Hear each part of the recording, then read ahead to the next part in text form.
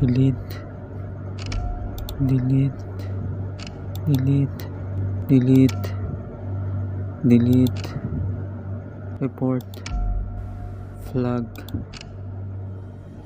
delete, delete,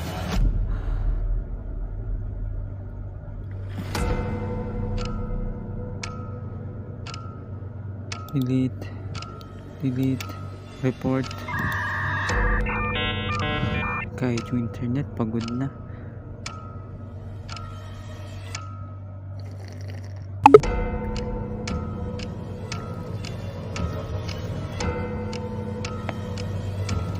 Ano tong nasa pending review?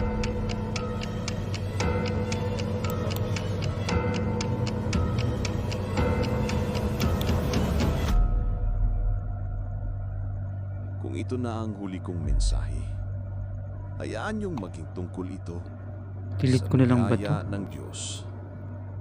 Alam ko, marami sa atin ang nakaramdam ng takot. Marami ring nagtanong, Teka, nasaan ang Diyos sa gitna ng pandemya? parang pamilyar to. Mga kapatid, naroon pa rin siya. Parang nakita ko na siya Tahimik dati. lang, pero tapat. Hindi kailanman naputol ang linya sa pagitan natin at sa Kanya. Tama, Tayo lang madalas na siya yun. naglalag. Good day everyone! Kamusta na kayo? Nakikita ko yung iba nakamute pa rin o okay lang yan. Sanay na tayo sa ganitong setup, no? Alam ko po, mahirap itong panahon natin. Yung iba, nawala ng trabaho. Yung iba, malayo sa pamilya. Kahit nasa bahay lang tayo, pwedeng mangusap ang Diyos. Hindi kailangan malaking Delivery ang po! lugar. Renan de la Basta Cruz! May bukas parcel ang po kayo! Let's open our Bibles sa John 15 verse 5.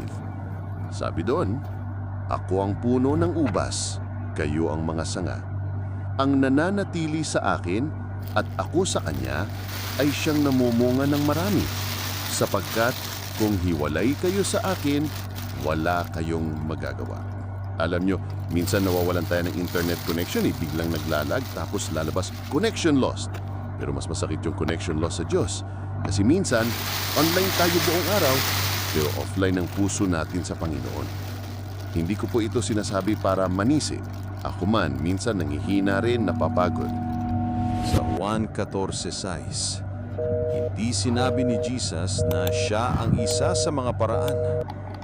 Siya lang. At yan ang biyaya na kahit makasalanan tayo, inabot pa rin tayo ng kanyang pag-ibig sa krus. Marami sa inyo ang naka-online lang ngayon. Siguro pagod ka na sa kakascroll o baka naghahanap ka lang ng koneksyon. Pero tandaan mo, Delete ko na lang kaya. ang pinaka-importanting koneksyon ay hindi Wi-Fi, kundi ang koneksyon mo sa Diyos. Ang tanong, konektado In ka pa ba 5 sa Kanya? minutes? O baka matagal mo nang na-uninstall ang pananampalataya Delete ko na mo? Hindi aksidente na napanood mo to. Hindi rin aksidente na naabot ka ng salita ng Diyos ngayon. Kaya kung ngayon, tinatawag ka ng Diyos, huwag mo nang ipagpaliban. Ikaw ay magsisi sa iyong mga kasalanan at manampalataya kay Jesus bilang iyong tagapagligtas. Kung napanood mo to, tandaan mo, hindi ito coincidence. Ito ay tawag ng Diyos. Yes!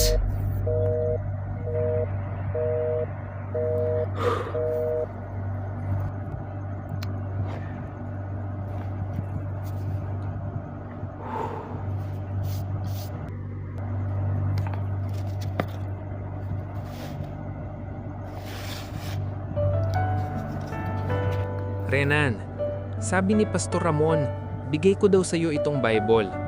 Kaya lang, nag-lockdown naman kaya pina-courier ko na lang. Sabi niya, marahil ay hindi ka pa daw masyadong nagpi-pay attention sa ngayon. Pero nananalangin siya at ako din na sana'y balang araw katagpuin ka rin ng biyaya ng Diyos. Marco.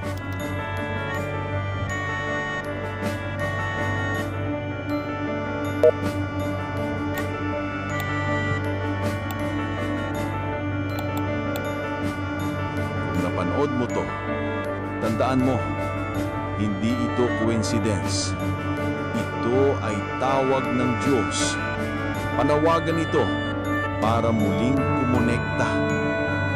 At kung ito man ang huli kong pagkakataon, gusto kong sabihin, sa lahat ng nagtiwala kay Kristo, magkikita tayong muli.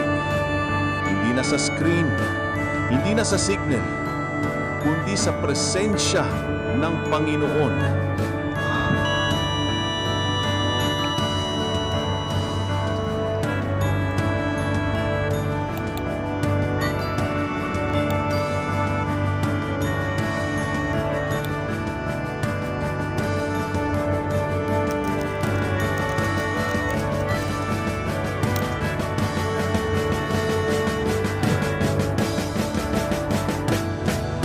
Thank you, Lord. Thank you.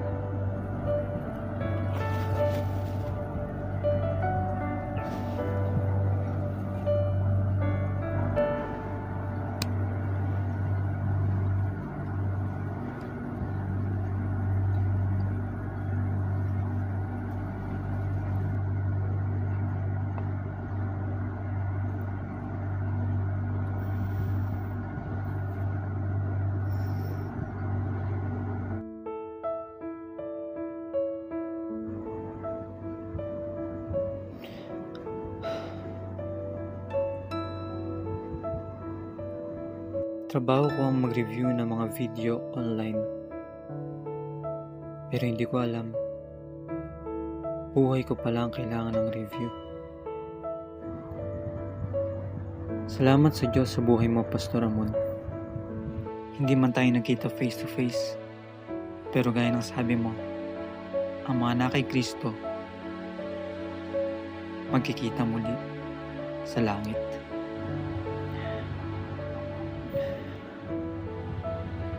Salamat sa pananalangin para sa aking kaligtasan spiritual. Salamat sa Biblia.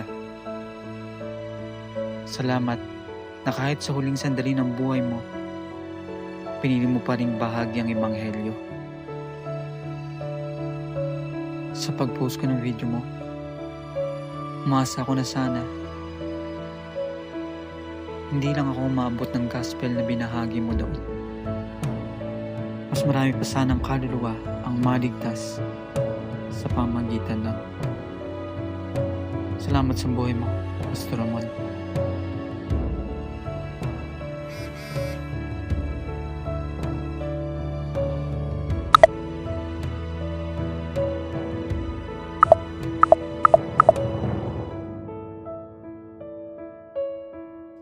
Amen.